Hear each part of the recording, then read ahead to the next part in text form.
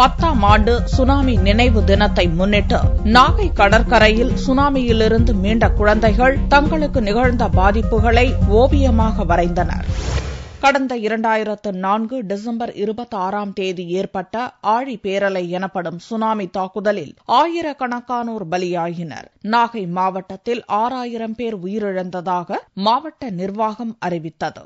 இதில் பெரும்பாலான குழந்தைகள் தங்களது பெற்றோரை இழந்து மனதளவில் பாதிக்கப்பட்டதுடன் மன அழுத்தம், இறுக்கம், பயம் போன்ற மனநோய்களுக்கு ஆளாயினர். சுனாமியால் பாதிக்கப்பட்ட 2000த்திற்கும் மேற்பட்ட குழந்தைகளுக்கு தனியார் தொண்டு நிறுவனம் அரசுடன் இணைந்து மனநல ஆலோசனைகளை வழங்கி அவர்களது பிரச்சினைகளுக்கு தீர்வு கண்டது. வெள்ளியன்று டிசம்பர் 26ஆம் தேதி 10ஆம் ஆண்டு சுனாமி நினைவு தினம் அனுசரிக்கப்படுவதை முன்னிட்டு சுனாமியின் சுவடுகளிலிருந்து மீண்ட குழந்தைகள் நாகை கடற்கரையில் தங்களுக்கு ஏற்பட்ட பாதிப்புகளை ஓவியங்களாக தீட்டினர். மணல் சிற்பங்கள் அமைத்து அதற்கு வண்ண பொடிகளாலும் மலர்களாலும் அலங்கரித்தனர். சுனாமி வரும்போது நான் 7th தான் படித்தேன்.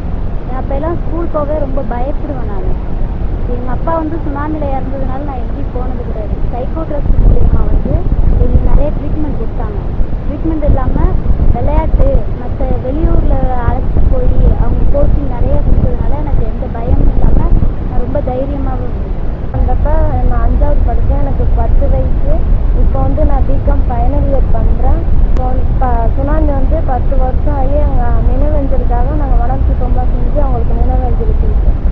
குழந்தைகள் வடிவமைத்த மணல் சிற்பம் மற்றும் 30 அடி நீள பேனரில் வரையப்பட்ட ஓவியங்களை தமிழக சுகாதாரத்துறை செயலரும் சுனாமியின் போது நாகை மாவட்ட கலெக்டராகவும் இருந்த ராதாகிருஷ்ணன் பார்வையிட்டார். இந்த 10 ஆண்டுக்கு பிறகு பல முயற்சிகள் இப்ப அந்த காலத்திலேயே அரசு ஏற்படுத்திய முயற்சி மற்றும் தொண்டு நிறுவனங்கள் இந்த சைக்கோ சோஷியல் சப்போர்ட் சுகாதார துறை மூலமாக சைக்கோ சோஷியல் சப்போர்ட்னு அவங்களுக்கு பல ஆக்டிவிட்டிஸ் பண்ணாங்க. இந்த மாதிரி பெயிண்டிங், அதே மாதிரி ஒவ்வொரு குடும்பங்களோட கவுன்சிலிங் போன்ற இது பார்க்கும்போது இப்போ இருக்கிற பிள்ளைகளுக்கு அந்த மனநிலை கம்ப்ளீட்டா மாறிய இது பார்க்கும்போது ரொம்ப சந்தோஷமா இருக்கு.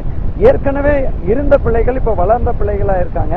அவங்களுக்கும் இந்த சைக்கோ சோஷியல் சப்போர்ட்ல இப்போ அவங்க பேரிடர் தவிர்க்கும் நடவடிக்கைகளை எந்தெந்த மாதிரி பாதுகாப்பான நடவடிக்கை எடுக்கணும் அதுலலாம் அவங்க இன்வால்வ் பண்ணும்போது நமக்கே ரொம்ப பெருமையா இருக்கு. தட் இவ்வளோ பாதிப்புக்கு மீறியும் நாகப்பட்டினத்துல எல்லாத்தோட அதிகமான பேரழிவு ஏற்பட்டும் இந்த அளவுக்கு அவங்க மீண்டு வந்திருக்கிறதுக்கு அந்த பொதுமக்களை நான் பாராட்ட கடமைப்பட்டுள்ளேன். சுனாமியால் அலங்கோலமாக காட்சியளித்த நாகை கடற்கரை தற்போது சிறு குழந்தைகளின் கை வண்ணத்தால் வண்ணமயமாக காட்சியளித்தது.